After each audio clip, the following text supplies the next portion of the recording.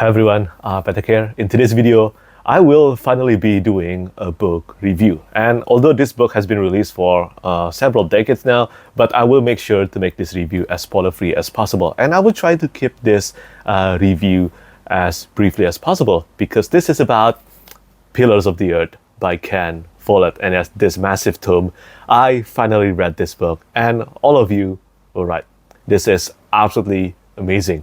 This book, The Pillars of the Earth, has been hailed as one of the greatest novels of all time for a long time now. And well, now that I have finally read it, it deserves every acclaim it gets. And yeah, I'm going to put this down and use this image instead because that is a heavy book, okay? It is 400,000 words long and it is 1,000 pages long. But here's one thing that you should know about The Pillars of the Earth. It never felt boring. Never. Like for the past 4 years, I had The Pillars of the Earth in my to-read pile. And if you have been following my reading journey this year, then you will know that I'm struggling a lot lately to find a 5-star reading experience. The only 2 books this year so far to receive a 5 out of 5 stars rating prior to this book anyway, it was Kingdoms of Death and Disquiet Gods, the 4th and the 6th book in the Sun Eater series by Christopher Rocchio. And those 2 are in the sci-fi or space opera or science fantasy category. But when we're talking about epic fantasy, the genre that I usually read the most, I still haven't encountered any that receive a 5 out of 5 stars rating from me this year. And because of that, I decided that I must turn to another one of my favorite subgenre, and that is to read historical fiction that has been praised a lot by many readers, especially because The Pillars of the Earth, many people told me that even though I'm a fantasy reader, this one will click with me. And well, I will believe in their judgment. And well, I'm really grateful that I trust their analysis and also their recommendation because, as I said, The Pillars of the Earth deserves every 5 out of 5 stars rating it has received so far. And yes, I'm giving it a 5 out of 5 stars rating. It is just so good. It's so good. The Pillars of the Earth is the first book in the series of standalone novels called The Kingsbridge by Ken Follet.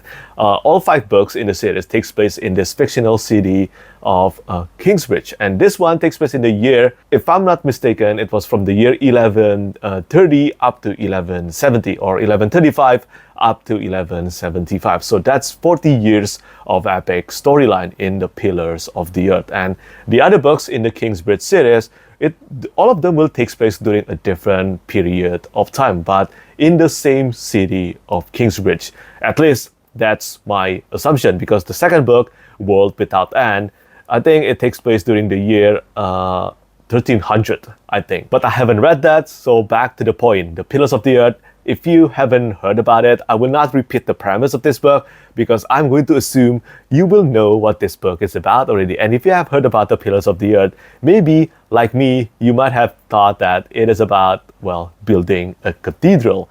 And yes, essentially, The Pillars of the Earth is about building a cathedral, but there is so much more than that. So much more. It is about war, poverty, faith, family, religion, doing everything you can for the people you love, responsibility, leadership, and so many more. And of course, architecture. That's definitely a part of this book, and following your passion. So The Pillars of the Earth is not only a story about building a cathedral. It is a huge part of the main storyline, but there is so much more going on that made this book such a riveting reading experience. Ever since I finished Kingdoms of Death and also Disquiet Gods, I haven't encountered a book as riveting as those 2 books again, but I got it in The Pillars of the Earth. Every chapter in this book, and let me clarify this again. This book is more than 400,000 words long. It's bigger than Words of Radiance by Brandon Sanderson. That's the second book in the Stormlight archive. But no chapter in The Pillars of the Earth ever felt boring. And I think every writer, whether it's not only about historical fiction, but I'm talking about fantasy and science fiction writer as well, they can learn a thing or 2 or more from The Pillars of the Earth by Ken Follet. Ken Follet made sure that every single chapter They are important to the overarching narrative. Whether they are comfortable or uncomfortable to read, they are important to the storyline, to the development of the characters, to enrich the themes, and more. Overall, it never felt futile for me to read every single chapter in the Pillars of the Earth. And this element is unfortunately something that I encountered a lot lately in the genres that I usually read, mainly epic fantasy. I don't know why, maybe it's just a streak of bad luck, but somehow the books that I read, well, many of them felt unnecessarily wrong, like they're overwritten. That's my opinion anyway.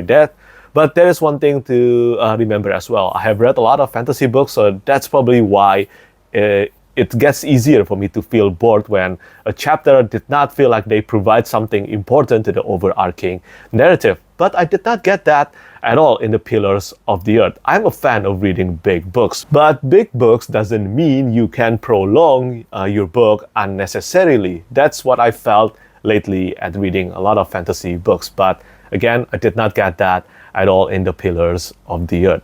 And you know, if you told me that, I would feel disinvested in the characters in a story about building a cathedral, I wouldn't have believed you. But now I finally understand why so many people told me about the villains in this book. I will get to that later, and also how much they love the main characters like Jack and mainly Prior Philip. I think many people consider Prior Philip to be their favorite character in the Pillars of the Earth, and I'm not surprised. I'm still not sure who's my favorite character in the entire book, maybe Jack or maybe Prior Philip. But again, there are many characters in the Pillars of the Earth, and they are all so distinct. They are all incredibly well written. And I think one of the best things about the characters is that they are all really flawed. And I'm talking not only about the antagonists. The antagonists are just absolutely despicable, vile, and disgusting.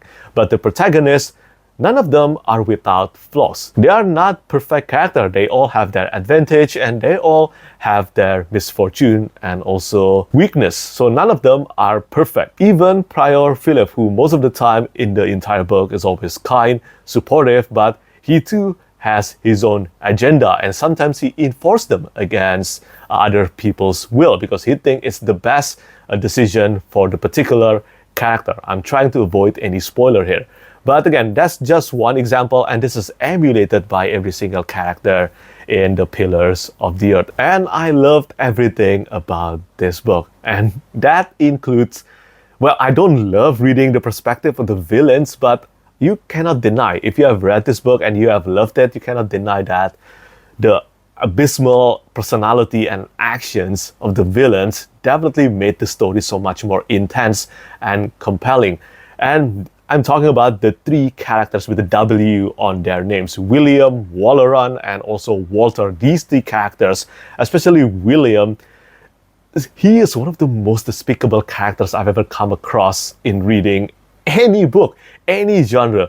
Absolutely despicable, and I totally understand why some readers feels uncomfortable reading the Pillars of the Earth, because Ken Follet really put us into reading the mind of a really abhorrent character. And yeah, it will not be pleasant. The stuff that happens in this book, Ken Follet doesn't shy away from displaying them. Yeah, so expect a lot of bad things, and you will probably see them in this book with no censorship. No censorship at all, no black screen, no off screen. You will see it happening, and yeah, it is awful. So many awful things happen because of William, Walter, and Walleran. But again, as I said, every component in this book, they exist to reinforce the compelling factor of the narrative. It is just so good. And before I really close this review, I just want to say that even though the premise is about building a cathedral, and don't get me wrong, there is war here, there is violence, there is battles, there is unity, there is love, but the action of building a cathedral from zero really effortlessly pushed me to really look into things from their genesis. After all, we humans cannot live alone, and we definitely cannot build a cathedral, well, alone. It is physically impossible to build a cathedral of the magnitude portrayed in the Pillars of the Earth by yourself. You will require connection with other people, unity, cooperation, sacrifice, devotion for many years, and of course, an immense amount of resources. So reading The Pillars of the Earth, it really made me think about that again. I mean, just the fact that you're watching this video right now, well, you're watching it probably through a computer or your phone, and those two are from advancement of technology. And this goes all the way back step by step to God knows where. But there is a lot of step to trace back until the moment we are here, the moment you are watching this video right now through a phone or a computer. And reading The Pillars of the Earth really made me think about that really clearly. I mean, I have always been fascinated by a cathedral. I mean, they are beautiful. They're grand, they're beautiful. And not only cathedral, I mean, if you're watching anime, you probably are fascinated by Gundam as well. We, I think human, whether the creation are man-made or by nature, we are easily captured by something of immense proportions. And well, cathedral is just one of them, as Ken Follet has mentioned in the beginning of this book, how much he's, even though he's not someone who is religious, but he's really fascinated by cathedral. And well, I think it is reflected really well in the technicality and the meticulous calculation inside this book. And not gonna lie, I did think that I would feel bored reading the technicality when it comes to the building of the cathedral, but no, it never felt boring. And yeah, I think that's really my overall thoughts, as spoiler-free as possible, about The Pillars of the Earth. And yeah, this book, it has been out for a long time now, and there is a TV show adaptation, there is a video game adaptation, and if you haven't read it, I strongly recommend you to do it. It is absolutely amazing. And to think there are still 4 books in the Kingsbridge series, I will have to make sure to prepare them for when I'm in the right reading mood, and also when I'm really in the need of a 5 stars read, because I heard from plenty of readers that World Without End, the second book in the Kingsbridge series, is even better than The Pillars of the Earth. So that is super awesome. I already gave this one a 5 out of 5 stars, so who knows, maybe World Without End will be a masterpiece. So yeah, I have nothing but praises really for The Pillars of the Earth. This is one of my favorite books of all time now. I think this is my second or maybe my third favorite historical fiction novel of all time. My favorite one is still The Labyrinth of the Spirits by Carlos Ruiz Zafón, but yeah, this is getting really close to up there. I love this one very much, and yeah, I'm really happy that I finally found another 5 stars reading experience. So yeah, if you haven't read The Pillars of the Earth yet, please give it a read. Don't be like me. Don't wait too long. It is absolutely incredible. If you have read this book, let me know what you think about it and which one is your favorite book in the entire Kingsbridge series. I don't know when I will read World Without End, but again, it could be this year or the latest next year. But again, as I always say, it depends on my reading schedule and how busy my life gets. The next video that I will post next week will be the next episode of SFF Spotlight. But until then, as always, thank you so much for watching and thank you for your support. Bye bye. Lastly, I want to say thank you so much once again to all my patrons who keep on supporting me.